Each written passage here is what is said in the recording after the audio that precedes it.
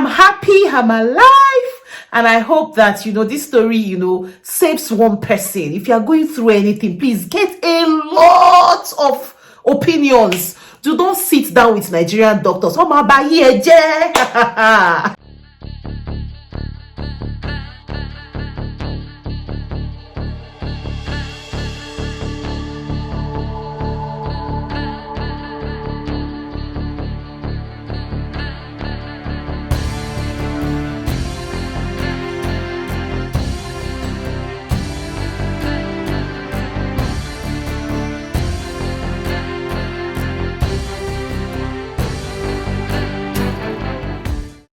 Hello guys, how are you all doing? Welcome to another edition of my YouTube session.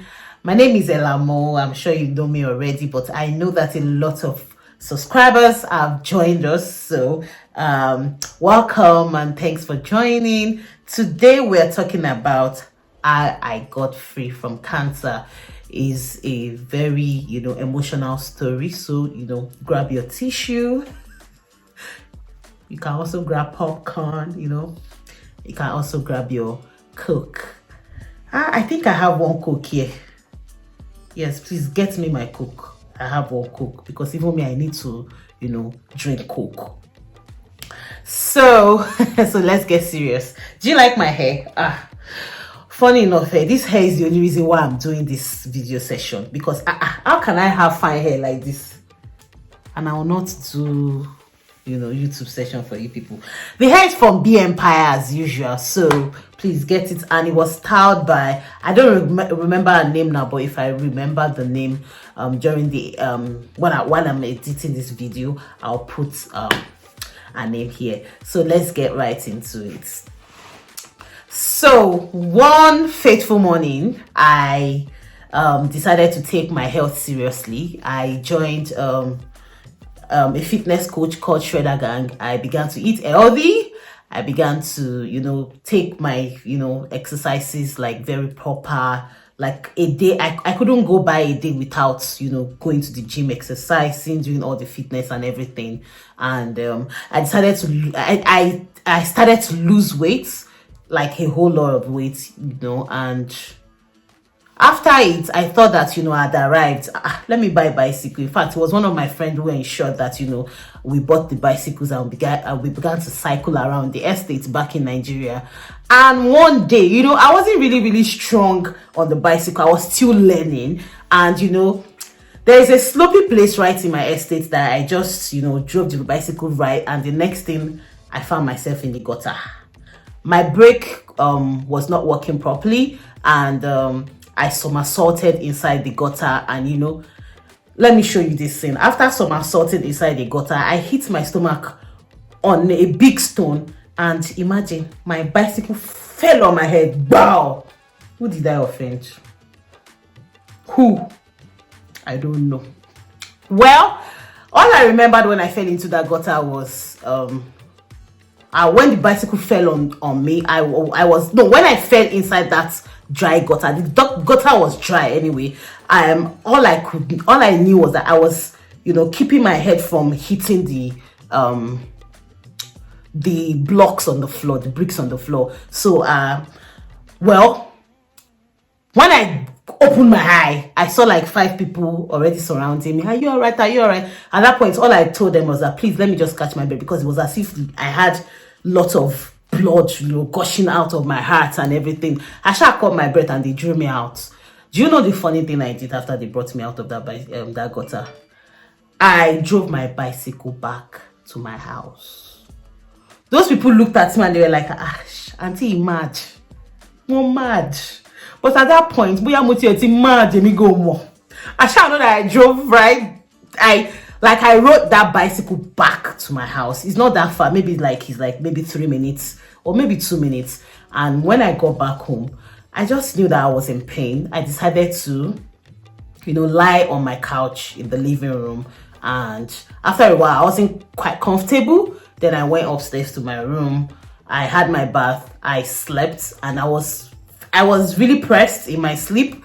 I woke up and I tried to go to pee, and that was when the trauma began. So when I got into the bathroom, it was painful to pee. I couldn't even pee.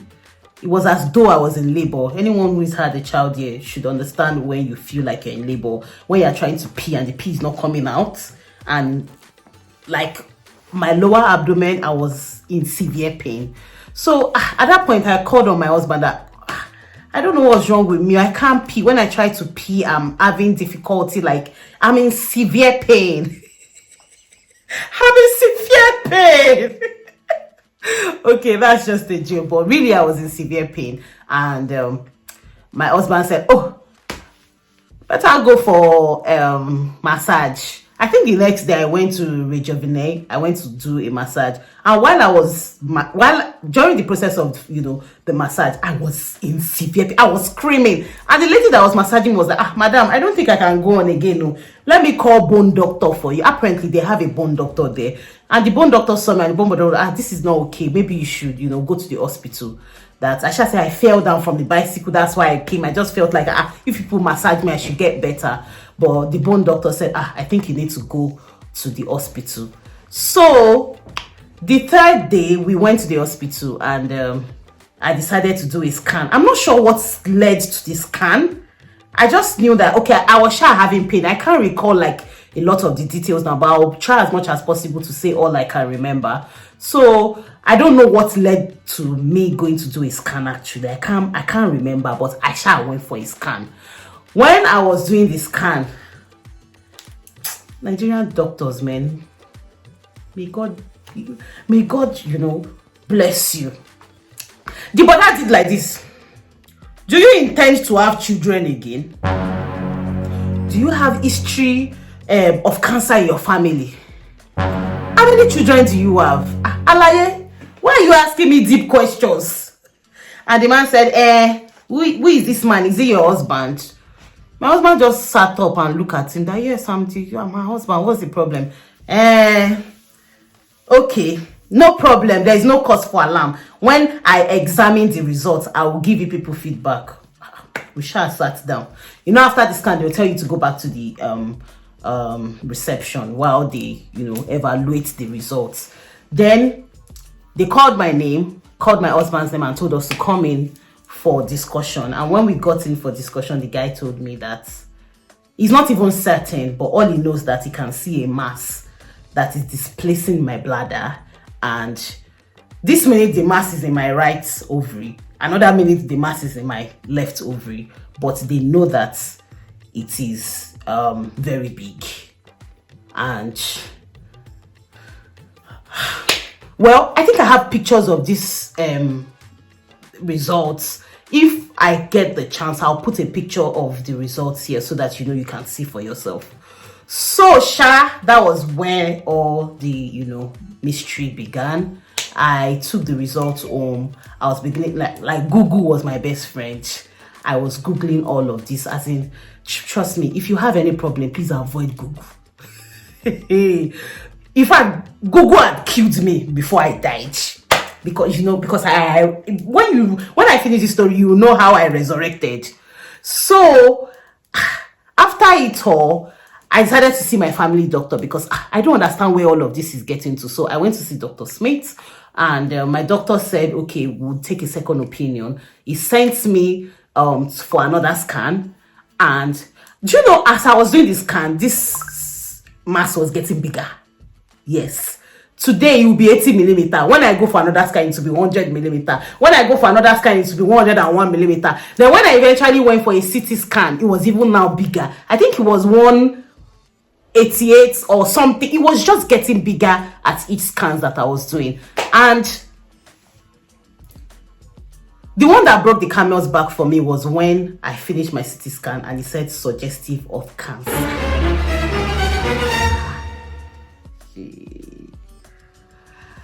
When I saw that result, I said, Bulatu Jasi, how did cancer come here?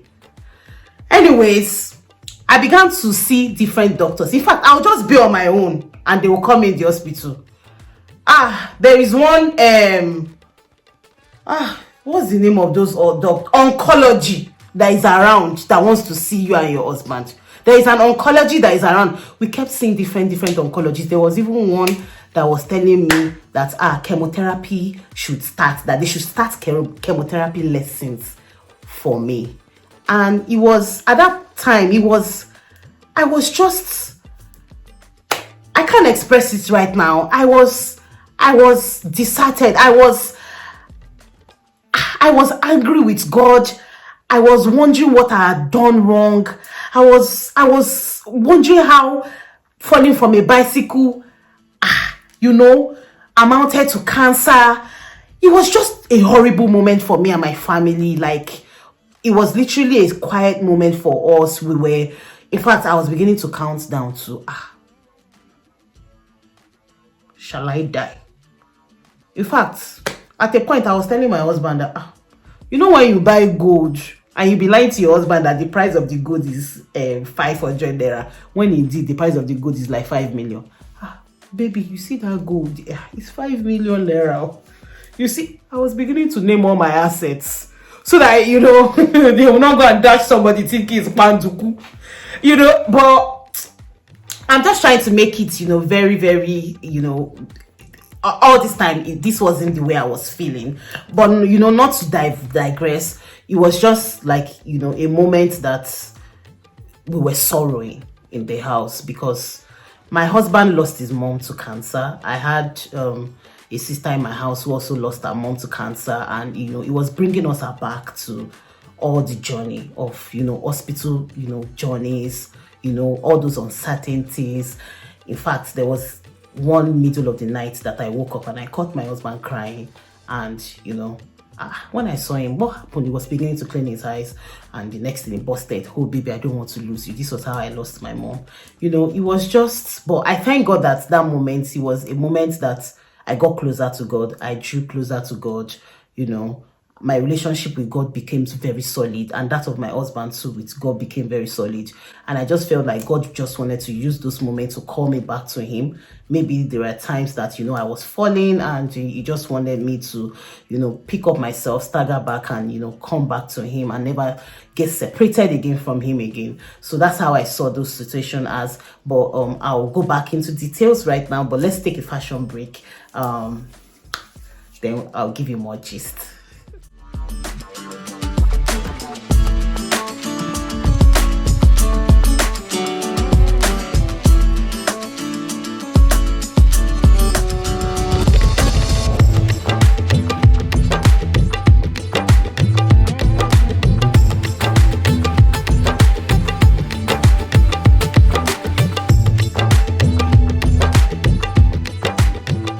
Welcome back, guys. So I was gisting you about how I escaped being, how I escaped cancer basically. So I started to see a lot of oncologists and all of them were just saying different jargons. One will call me and tell me, he was even telling me that, I have a patient that, this result is exactly like that patient's result, and this patient's is now like the 4th stage of cancer. But don't worry, we are going to make it work. Another patient would, when all of this just started happening, I just remember that, hello, when I had my daughter, it was a cesarean section. And if there is any mass inside of me, my doctor should have seen it, right? So I sent a mail immediately to my doctor in the US, Dr. Labau, and I sent him a message. I'm like, see, I sent a copy of all my scans and, CT scan, all the scans that I've done and all the results. And I sent it to him. I said, please, I just want you to help me review all of these documents and let me know that you had a cesarean section. Was there any time that you saw something that was growing inside of me that you did not tell me? And, he was quick to respond to me because usually it was the grace of God, because you will have to pay for consultation, right, before you can even speak to any doctor in America. But we consistently spoke and exchanged mails for like maybe 4 to 5 times, and he didn't collect a dime. And it was the one that just shed the light that, can you go for a cancer test? That's before you can even do a test, or before they can start telling you that you have cancer, first go and do cancer test. And once the test come out, you'll be able to detect if there is an iota of cancer in the mass, or if it's benign. Then I said, okay. Immediately we went to clinics, and they took my blood and samples for cancer tests. That 3 days, the results did not come out until 3 days. As in, that 3 days was like 3 decades in my life. That time, like, I would wake up and I would be Googling, okay, 2.5%, 5, they will say it's 5, and if it's 4 or maybe it's 3.5, that means, you have high, you might have cancer anyway. So I shall waited for those 3 days. I shall fasted and I prayed. So you see all those gym that I was going, that I was losing maybe 3 kg in the space of 3 months. I lost maybe 5 kg within those 3 days, because which food do I want to eat?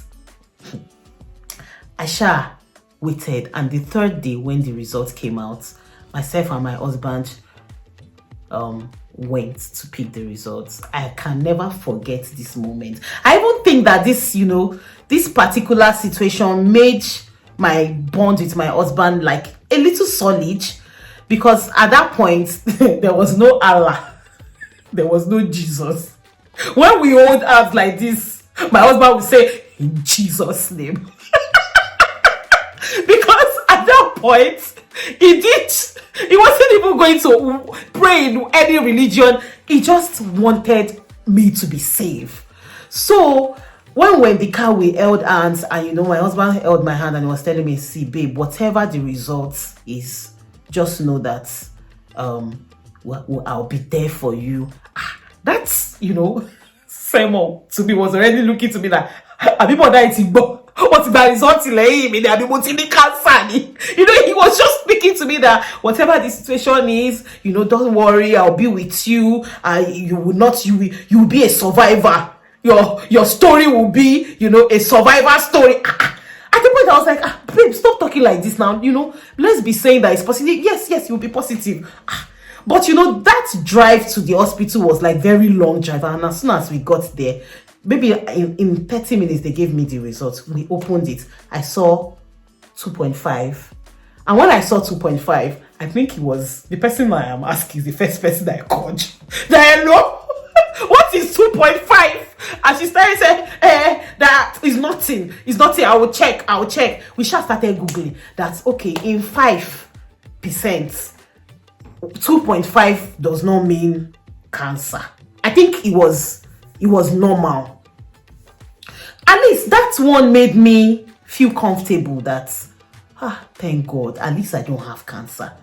So when we wanted to go for eventually I still had to remove the mask, because there was one morning. You see, I think when you are sick is a thing of the mind, because I don't think I've ever had any crisis. Apparently those that have those masses usually have crisis that their what twist something in, obviously is your ovary that something has happened to, and there is the ovary twist in a way. But I've never had it all this while that I didn't realize.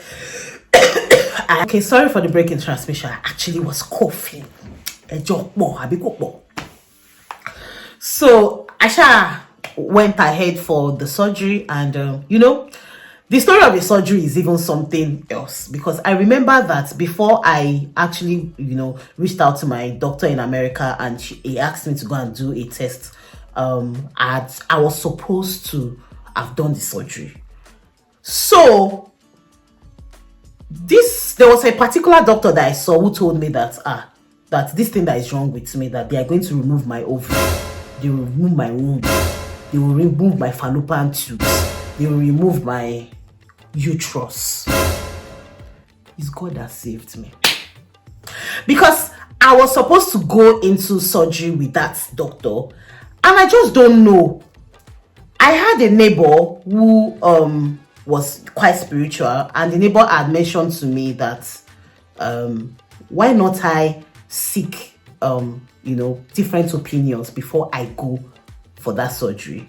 And one of my friends, who is a very good friend of mine, her mom had told me the day she came, when people heard what was wrong with me, when some of my close friends and family heard. People were coming to check on me, and we'll hold hands and we'll pray. There was a particular friend of mine whose mom held hands with me and prayed, and she said to me that while she was praying with me, she saw that a particular doctor made a mistake while they were maybe made a mistake with my results, or made a mistake while they were doing surgery for me. That I should just pray about it and discern while I pray. So I didn't go for that surgery that day. I called and I cancelled that. I'm sorry, I don't think I'll be coming for the surgery today, because myself and my husband made that decision anyway. And again, I wasn't mentally ready, I wasn't mentally ready basically, even at that, so I couldn't go. When I think about them saying they want to remove all my existence that makes me a woman, I would have high blood pressure and everything. So I wasn't just in a state of mind to do any surgery at that time. So we called the hospital and we cancelled. So until that results, when my results came out, then they called another oncology. The oncology came and the oncology was like, this woman doesn't have cancer. What this woman has is a cyst, and the cyst is too big to be cancerous. Any cyst that is as big as this is definitely going to be benign. Why are you people, carrying, scaring her mind up? And, for me, that was just, that was the first doctor that was optimistic. And I saw my doctor and I told my doctor that, please, can this doctor be the one to conduct this surgery for me, please? Because every other doctors, every other oncologist that have been saying, they have been saying what is not for me, but for my enemy. I don't want to say it's for their generation, but they are saying what is not for me. So I do not want them to touch me at all. But the first doctor who said, this woman, nothing is wrong with this woman, that was the only doctor that I requested that, please, can this doctor, and my doctor told me, oh, I will try, he's always a busy person.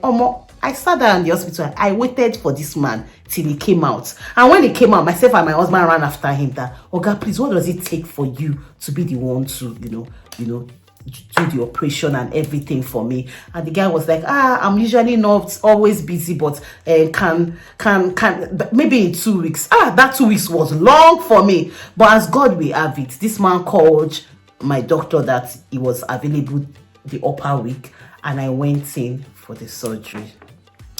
During the course of the surgery, there was a bit of crisis because I was checking.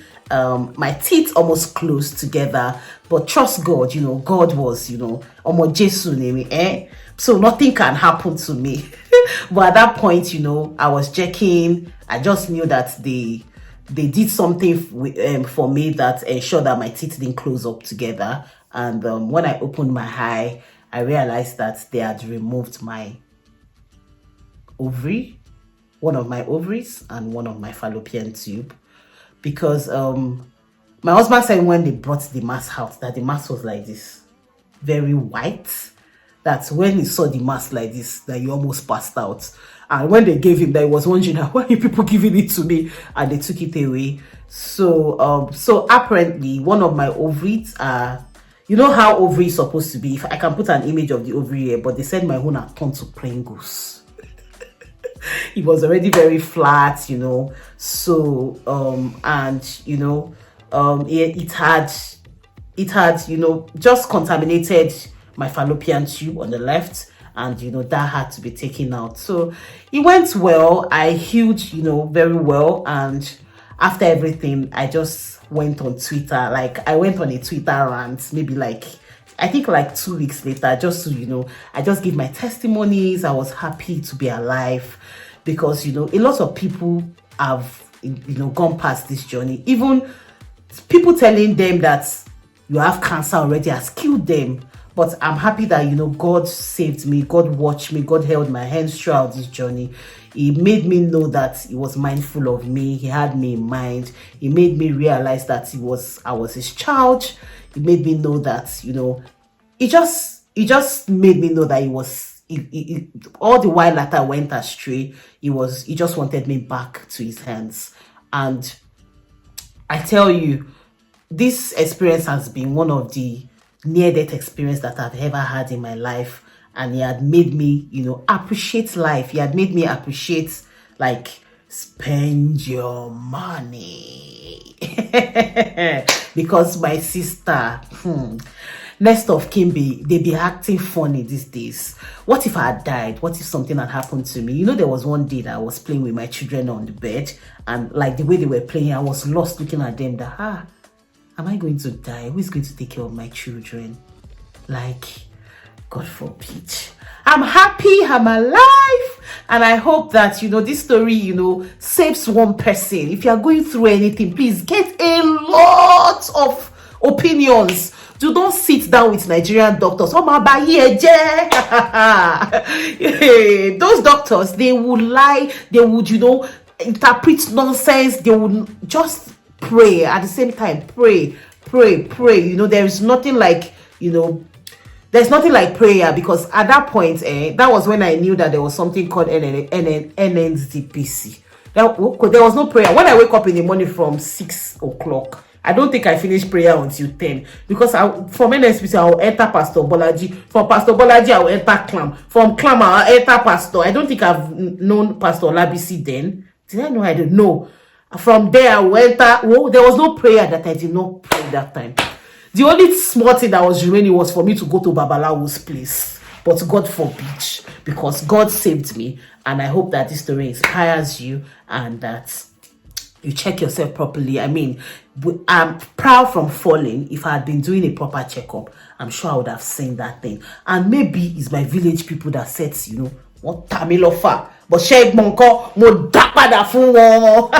if they are watching this, my God has redeemed me. May the evil eyes skip these posts. Thank you for watching. Thank you for always, coming back. Thank you for subscribing. Thank you for, dropping a comment. And thank you for giving me thumbs up. See you next time on my session. Have a blessed day. Bye-bye.